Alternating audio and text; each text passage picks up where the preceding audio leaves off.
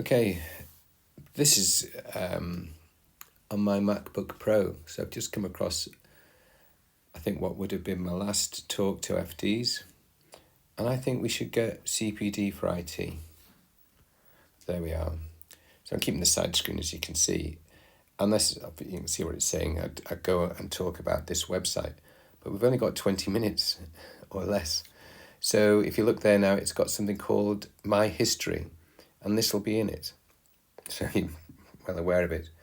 And yeah, I did a few surveys asking people what they would like, and I do that again. But I need some support somewhere on what people think of not this video, but different ones. This one, I was wondering why I put it in, but you'll have to go and look for the song, right? Because it's called Birth, School, Work, Death. So you can imagine. Anyway, one of the things I did learn, and I like, is this thing of eudaimonia, and it's to enjoy work. You've got to push yourself, and there's you can't push yourself too far, but you certainly need to be moving out your comfort zone, and that's why you're doing this FD year if you're there, or you've got a mentor just helping you along. But yeah, you've got to enjoy your work, and you can find out different ways of doing it. So the honest truth is that I'm interested in, or was interested in this because we were going bust following what happened with the health service when we started when we opened up the extension, and we didn't get any more UDAs and we didn't get any funding. And so I looked into either getting a tattoo removal, which we didn't do, and then I got a blue cam, a CEREC blue cam, and then years later we tried to get more people to invest in digital technology, and you have to say without a great deal of success until everyone started doing ortho on it. But if you ever go to a dental conference, just wander around and go to see the technicians. They're way ahead of the game for lots of things. And the chap I met there, he died now, a guy called Larry Brown. He was the editor of Dental Technician. And some of the things he was talking about, like 3D printed crowns, they are not far away. So anyway, I'm not quite sure what this is, but basically I think it was saying use Dropbox. Oh yeah, the best way to predict the future is to create it. Said by Peter Drucker. I like him. He was a professor of business, I think. And yeah, he died about 40 years ago, but he said the health service needed to pick itself up and start all over again back in the late 70s. So this was my first introduction to a computer. We didn't have them as students. And yeah, I had a Commodore 64 and with a tape.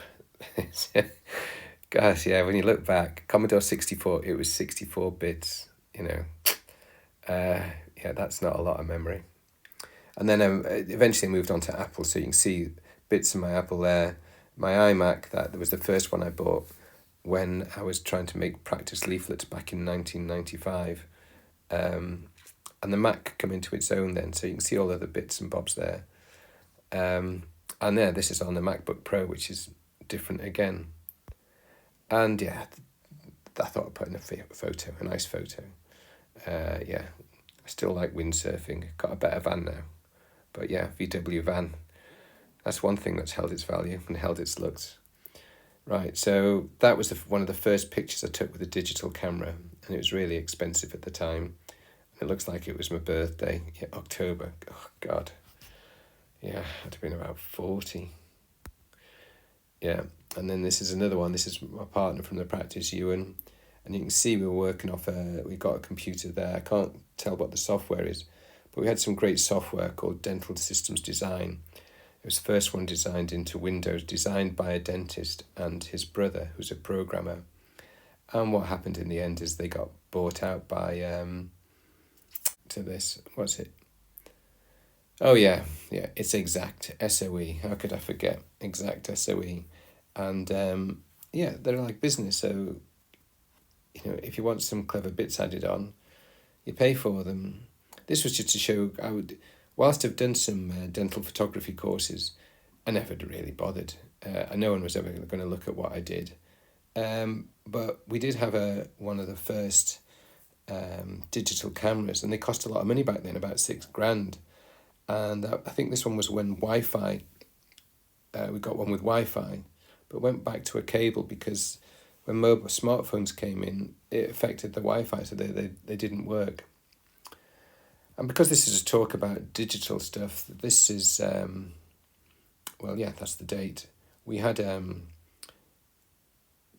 facility to fire some of the materials that were used that were milled, because in order to mill them, they had to be a certain strength. They couldn't be too strong because it damaged the drills and whatever. So the scheme back then, and it still is the case, is that you can mill like your Emax, and then you have to fire it, but you can also colour it, and it's quite good fun trying to characterise the crowns that we made. When I went on the course, and this wouldn't have been about, actually must have been about this time, people actually went on the course with their nurses because the nurses were far better at doing the colouring, and so they get the nurse to do the colouring on the crowns. So that was the milling machine that I had, and the furnace that you saw before, was it different? No. Oh yes, it is, but what happened was that they weren't coming out that well, and I complained after about 9 months, and I wasn't using it, saying they were coming out really poor. And it was the furnace that was broken, and then they worked a lot better.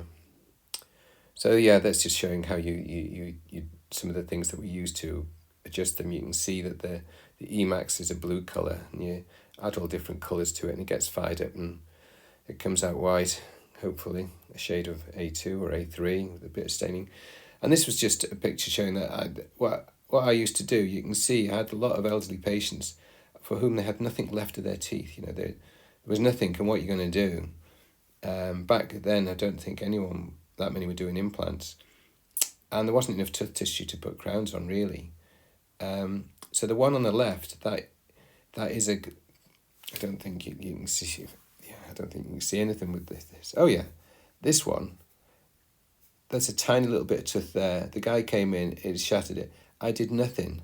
So I remember his name. I can't say it because of, patient confidence or whatever. But all I did was scan what was left of the tooth.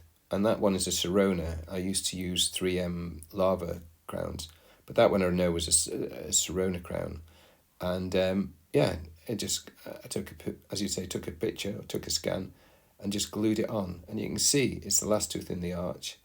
And these, in the end, when they failed, I'd remove them with the ultrasonic, and I'd only make sure it wasn't under occlusal loading, but hang on to as much tooth tissue as you can.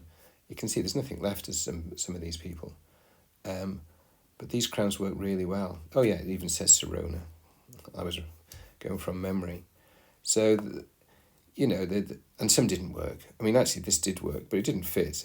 I won't show you close up, but again, he just fractured off part of his tooth. That one isn't fractured, it's about to fracture. And yeah, so I just scanned it and glued a bit on. And clearly you could have just put a composite on, but anyway, that's what, you're trying to work out what will work and what won't work. So the other things I did that's the most important thing, was the radio. I always had the radio on, because I didn't really talk over my patients. I talked to them when they could answer back, but generally I let them listen to the radio, and you found out if Popmaster was on, it used to take a little bit longer to do procedures then. And this was my ozone machine, so I could do a different talk on that, but I really like that, and there's a good story behind that. And this one here, it kind of came with the machine. I can't remember if I bought it at the same time, but it was a way of sort of trying to check if there was any decay occlusally. And so it depended on the score if I'd apply ozone, or if I'd apply glass ionomer, or if I'd apply fluoride varnish and stuff like that. So I was always interested in prevention. I doubt if any of you've seen that. And then these were just some cases, so I'm trying to remember what they did. So now I've found the toggle. So this one on the left, that was... I can't remember this one on the left, but this here was a veneer that I did, because so that's a veneer on a lava veneer, and that was a crown that I did years before. So there's definitely one, and you can't see the join, but what happened is it receded, but it was still a really good fit and really good colour for a crown. This here is when you get children like this, what I did do is I'd just scan the tooth and I'd glue, obviously glue's not the right term, is it? But anyway, certainly using adhesive. It would kind of locate within the dentinal holes, and then it would sit proud, just as I've done here. So this was a bulimic case, and the interesting part was that I scanned the teeth, and then I put one on Emax, so it went into the furnace, and that took about 12 minutes, I think. And so I thought, oh, well, why not I'll mill another one, and I used the 3M material, and this didn't. This wears, but it doesn't chip. This one chipped, and I think that's prior to me chipping. I think I'd had a go at adjusting it. You can see it's not brilliant, but it's, some of these cases, what else can you do? And yeah, this had you're not looking at fantastic aesthetic work here, but if you look at a lower incisor, this was, the advice that I'd had years ago, the general advice for lower anterior crowns back in the day was basically don't do them, because most of them would be bonded crowns. You couldn't do enough reduction for enough space for porcelain, and so the general advice was not to do them. Well, with these materials, like I say, it doesn't look great, but it actually looked a hell of a lot better than what she had already, and she was perfectly happy with that. Oh yeah, and that's something similar. I mean, actually, that's against a denture. I mean, to be honest with some of my patients, I just tried these things out to see how it would work. And again, she's perfectly happy with that. So the advice that I got from one of the best ceramicists I'd ever seen, or rather the dentist, and he used porcelain veneers on sectional veneers. He's a guy from Texas. Whilst he would show a big picture on the screen, he said only ever use a hand mirror for your patients. And so this one, what was odd about this was this woman was a really nervous wreck, and she came in one day and she needed a crown. Something had happened. And basically, I did an anterior crown using CEREC and just using a 3M hybrid. And if you can see that then the way you scan, if you keep the denture in, it then really approximates really close with the denture as well as everything else. So you took the scan with the denture in situ, and what happened was that she wasn't happy with these teeth, and then so I ended up replacing the laterals, and they don't look bad. That must be the original crown. And then what happened was she sheared off literally one of her canines, and that was the last tooth in the arch, and I ended up doing that one, and that worked as well. So I think that's the canine there. It's difficult to remember, but yeah, it's a canine and there's the denture. And it stayed on. It was literally a horizontal fracture, and she asked me to glue it on from someone who wouldn't have anything done. In the end, she had all the front teeth done, but she's stuck with a denture, which wasn't great. And then this is just so, and as it says there, so that's 9 years ago now. I'm not sure if it'll play. See if it'll play again. Here we go. Hi, this is Lee. He's just had a CEREC made on a root-filled upper right 6 that just broke over the weekend. Can you just tell us a little bit about it, Lee? Yeah, certainly, Tony. This is the second one I've had during the past 12 months or so. The first one was fantastic, no problems whatsoever. So if this one's as good as the first one, then happy days, and I'll be fine.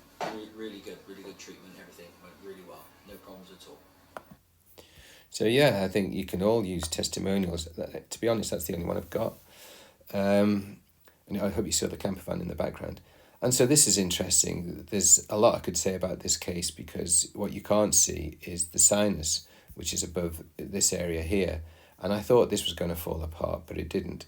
And this is someone I had seen for 30 years. And when I first saw her, I didn't do any of the root fillings. I did redo the post crowns, because she wasn't any getting problem with her filling. But anyway, basically, one of the she had a root fracture in one of the central. They were all post crowns, and wasn't great. This is all done on the health service, but she didn't want a denture, which is fair enough. But she didn't have any money either, and couldn't afford an implant. And so what I elected to do was to take out the crown, take out the root, re-prep the crown. It's always a worry when you take a crown off what you're going to find out underneath. Haven't had it so much, but sometimes, a few years ago, you take out off a crown and it just be literally mush. It was just all soft, carious tissue. But fortunately, the post, I got it off without the post. And this here and that there, obviously, is the bridge. And it was made out of an acrylic, but milled on the same machine. When I finished, it was still there. She's still perfectly happy with it. That's good.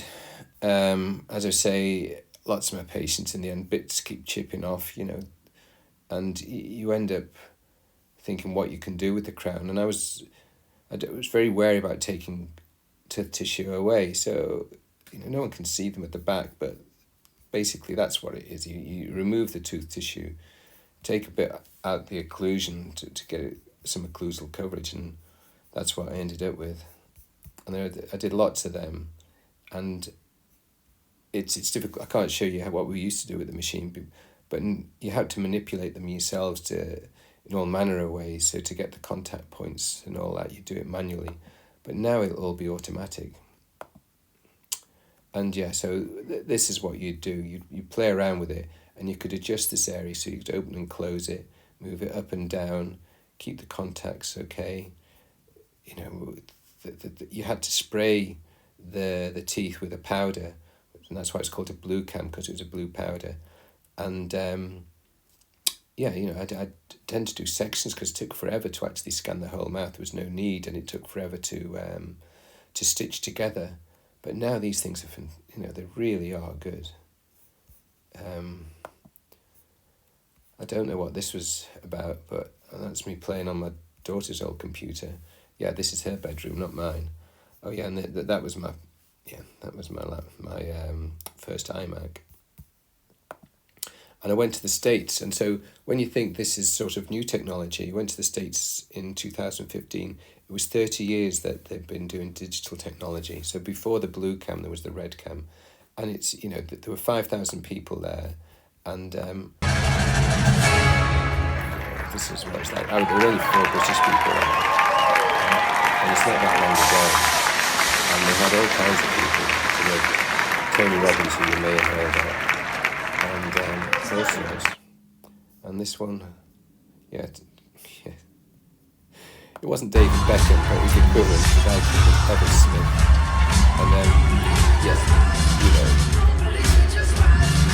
And the band Train were there as well. This isn't them. And so I obviously more recently I've made an app, and I've now, it's been going for quite some time.